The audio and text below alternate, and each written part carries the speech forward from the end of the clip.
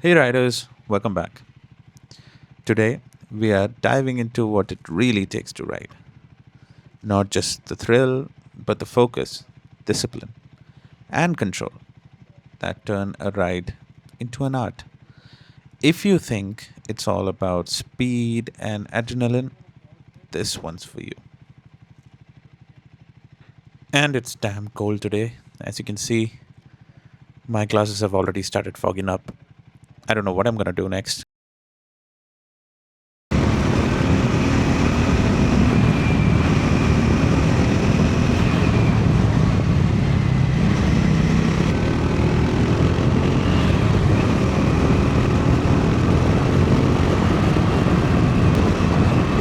So I can't turn my visor down because if I flip it down, I won't be able to see anything. It'll get foggy very quickly. And gentlemen, one thing you should know about pin lock helmets. You might think you have pin lock, so you can just use it to beat the fog. No. The answer is there is no beating the fog. Basically what a pin lock does is when you're exerting yourself, let's say in summers, and you're breathing heavily, you tend to fog up the insides of your helmet with your breath. So pin lock prevents that. It has no effect, little to no effect on what happens at the outside. Guys, final destination. Always gives me final destination vibes, man. Fuck. Whenever I see trucks like these, they always give me final destination kind of vibe. Wait, how is that possible? This is a one-way road. Who's gonna come from that side, man?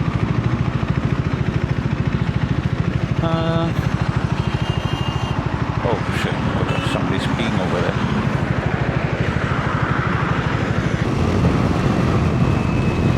This saw suspension on this motorcycle, on the Scrambler, literally tries to just throw you off if you jump a pothole or something at higher speed. So be very mindful of that.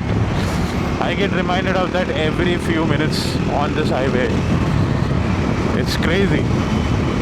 Absolutely crazy. Like my bottom just has a rebound on this motorcycle, and it gets very scary when you're at very high speed, Final destination! So many final destinations in front of me. Should I go right? No, let him go right. Oh, another final destination. Man, it's not even tied down. What is this guy doing? How is this allowed?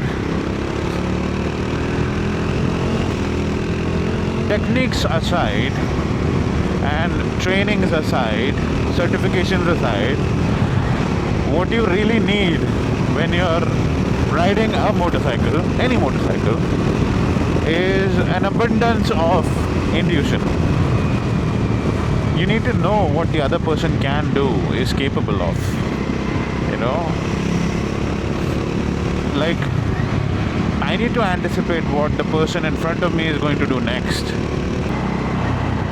Okay. Not the right place to actually take a photograph or stop or run or do anything at all without a motor under your ass. So whenever you're trying to slow down from, if you're coming from a slope or something, just try and use your engine braking as much as you can. Try not to heat up your front or rear brake. I've made that mistake before, and trust me, you don't want to be in a position where you don't have any brakes. What happens is the disc, the pad, everything heats up, and it doesn't stick to each other when things heat up, Because if you lose your front and rear brake, in fear that you might hurt your engine, you might hurt yourself. And what is more important, you or your engine? You, man, always you.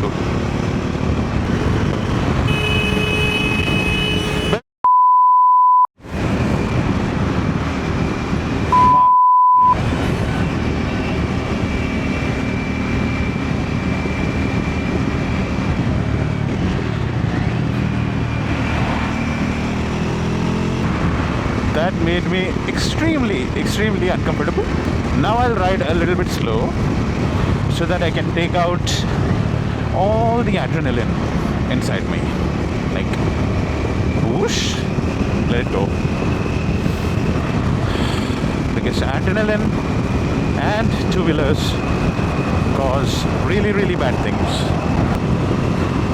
For the people who are watching from outside India, anywhere outside India actually, especially people who are watching me from, let's say, the UK or somewhere around in Europe, guys, if you are riding around in India, just get the best gear possible so that you can save yourselves. Because for you to build that intuition is going to take a long time. And unless you've come here multiple times and you've done rides, it is risky if you're doing it for the first time. I think I just entered a cloud.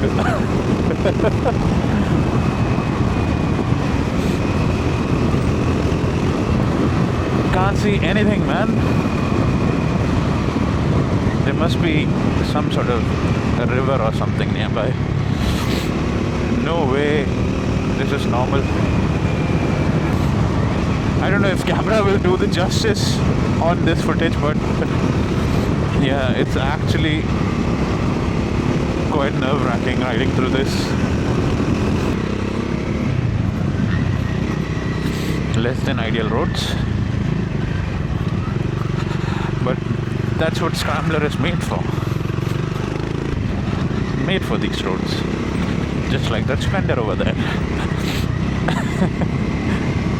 For people who are looking to go to Ladakh, this is what 90% of the Ladakh roads are like.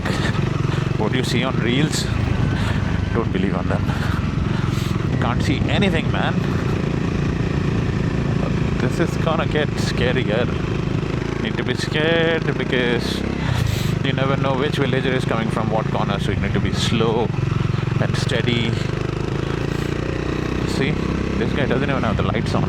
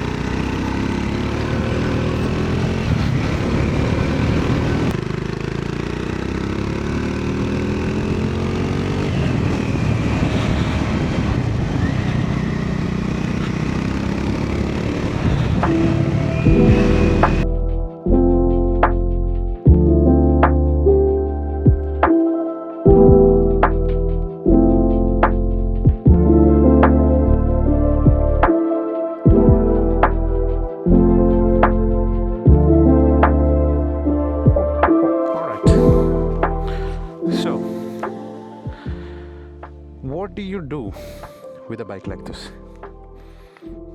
You do some crazy stuff, right? You can take on whatever road you think you can't with this.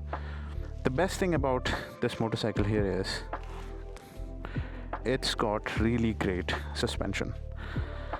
The front is just enough for you to navigate roads like these. The height and the ground clearance is just perfectly balanced for someone like me. I'm all but 6 feet 2 inches, sort of. It feels like I'm riding a big bike. Triumph has made it a point that they will not compromise on quality of their big and small bikes. and they've done a great job. Every single thing in this bike, the fit, finish, everything is so well done that you will not have anything to complain about.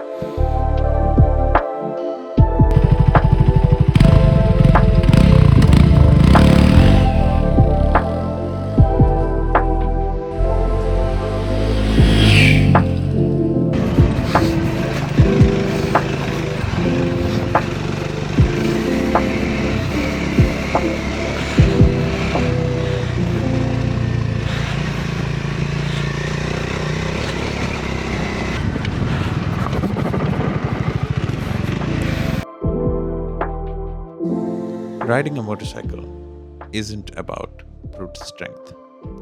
It's about mental fitness, anticipation, your intuition, quick decisions, and a constant awareness of your surroundings. That's what keeps you upright and moving. Think of it like chess. You're always planning your next move, watching for what the road might throw at you. And trust me, in India, the road loves surprises.